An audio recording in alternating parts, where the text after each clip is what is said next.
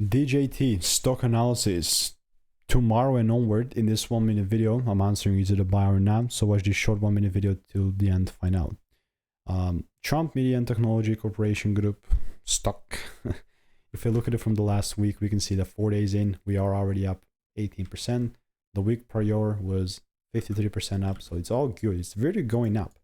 Since the last time I made the video, it even pulled back down into my demand area and started to pick up exactly what I wanted to see a break from. But if I really want to take like that decent trade, the only way that I'll establish that is if the price really gives me that double break. Really gives me that. Because the bias was correct and everything, but the rules never got met in terms of the double break.